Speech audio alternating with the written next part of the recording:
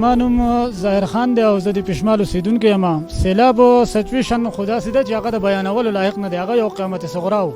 هر یو سړی په منډه و. یو مونږ دلته کې چې دی شپې د خلکو تقریبا 3 ورځې شپې ورځې خوب نه دی کړی، بس دغه منډه ترړه، کله دی خو منډه کله دی خو منډه. مخې ته سیلاب رالی، تقریبا د بوډۍ کمر نه مخامخ شوتار دیرلام دې علاقو کې چې دی 3 کلي مکمل تباه شوي دي. بوډۍ کمر کې دی خو طرف ته 8 کورونه په یو ځای باندې یو چم هغه مکمل تباه شوی دی. اریانا بنګله چې دی هغې کې تقریبا ما سره اوس لیست موجود دی، دې طرف نه مونږ د بوډۍ کمر نه واله تر دې ځای پورې مونږ لیست جوړ کړی دی.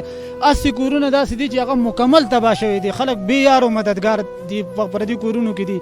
بل سہولت دلته کې زموږ انتظامیه ته مونږ بار بار ریکویسټ کړی دی. ما په خپله اسې بارین ته دغه ته زه ښکته نه پیدل راغلی یم. ما ته یو سړي یو خبره وکړه چې یاره ته په هلیپکاپټر کې ځې که دغه کې ځې که هلیپکاپټر کې ستا یو ورور ته یو تیلی اوړه ورسي نو ما زه به پیاده ځم، ما ته یې ورور ته اوړه ورسوه.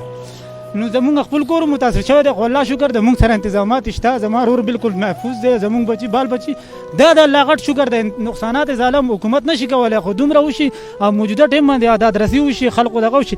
پرون ما ته یوه لږ خبره وکړه چې زه د کوره تښتېدم، ما ماشوم راواغستو چې ماشوم مې راواغستو نو وایي هلک مې راواغستو، جینۍ رانه پاتې و. وایي زه وغورځېدم، ما هغه هلک وغورځوه چې یاره الله به ناراضه شي چې تا جینۍ پاتې کړې ده. وایي زه واپس شوم، هغه جینۍ مې هم راواغستو. زه چې راووتم واپس چې مې وکتو نو زما چې څه وه اړي موړي وه هغه ټوله لاړه.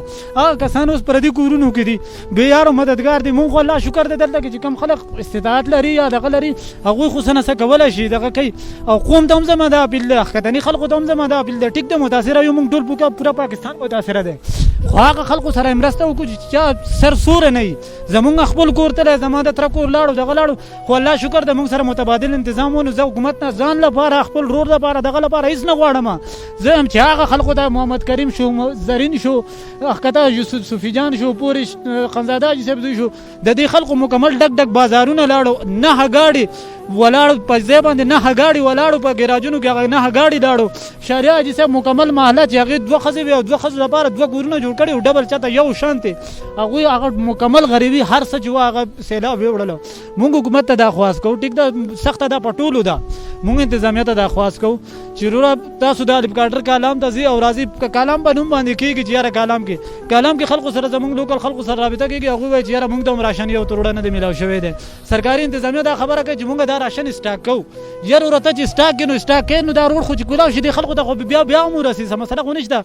اوس 80 کسان د بوډۍ کمر 80 کسان ما سره لیست دی، وړه ماشومان چې دي 120 کسان جوړ. دا 120 کسان یو ماله څو ورځې ساتلی شي؟